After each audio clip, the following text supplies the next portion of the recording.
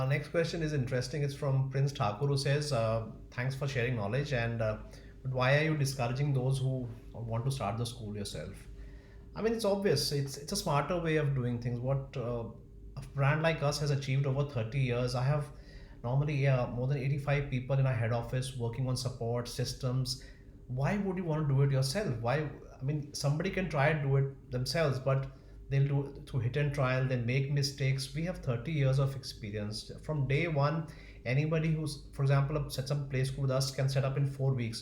If somebody tries to do it themselves, they'll spend 4 weeks just designing the first advertisement only. It'll take more than 4 weeks to design a good logo for your school as well. And here, you can launch your school in 4 weeks, and then after that, every lesson plan, everything. Why would everyone want to create it yourself when there's somebody who's done it? There's a team who's done it for you, and the cost of creating all that is divided between 600 schools in our case. It's I mean, it's as illogical as if you want to have a car. Would you start going to the market and assemble it? Yes. And most people who take a franchise don't even have a background as well. So now you're saying that yes, I want a car, but I'll go to the spare parts market, I'll try and get all the parts, try and assemble it, and try and make it work. Will it work? Most likely not. And that's why individual startups after the first year have only a 38% survival rate after 1 year. And franchise systems across the world, this is global numbers I'm talking about, after 10 years 90% of franchises are still in operation.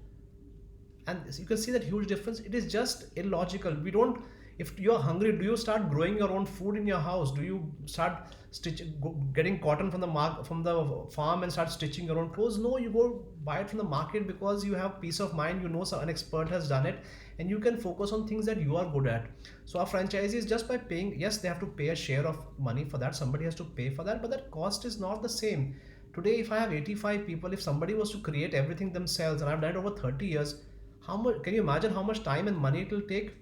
And ultimately all that money is then put is charged from the students only, right? So today, if you set up a new play school and you want to create all these lesson plans, activities yourself, I mean, just with 5 6 teachers, you're not going to be able to do it.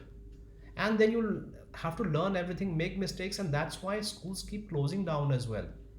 So it's okay if somebody wants to do it themselves. It's as good as somebody saying that I want to cook my own food. Yes, do it. Grow my own food. I'm sorry, and assemble my own car, and then I hope it works.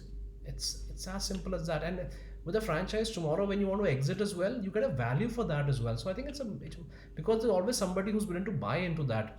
But if your business is dependent on you being there, that you run your school in a manner that I'm there, I'm making it work, I'm making all these things, and the day you feel that from tomorrow I don't want to come, do you think anybody's going to purchase that? No.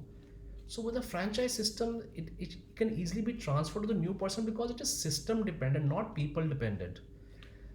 Again, not everyone's, yes, as you said, not everyone's made out for a franchise. If you're not willing to follow system, if you're not trainable, you think that I don't want to be trained, I know everything, then yes, you should not take a franchise. For those kind of people who feel that I know everything and I don't want to follow system, they should not take a franchise, of course. But again, if you have an open mind and say, okay, if somebody can teach me whatever they know rather than learning through years of experience, and do you have that years of experience? Are you willing to waste 5 4 5 years 6 years to learn, and then by the time most startups run out of money, by the time they start learning, and that's why the startup failure rate is so high. So again, that's my take on it. I'm a believer in it. I've seen success stories all across the country, all across South Asia today, and I just feel it's the obvious choice. So rest. Wish you all the best, Prince. And if you're going to do it yourself, keep asking questions. Keep trying and answer this over here. But again, it's not no substitute for being in the system where everything is so much documented, everything is given on a platter. uh, it's today trying to learn how to run a school through YouTube. I'm sorry, it's like trying to learn how to swim on YouTube. Yes, you can maybe perhaps enter into a debate on swimming once you watched all the videos, but can you actually swim? I don't think so. So that's my take. Again, wish you all the best, Prince. Keep learning. Bye bye.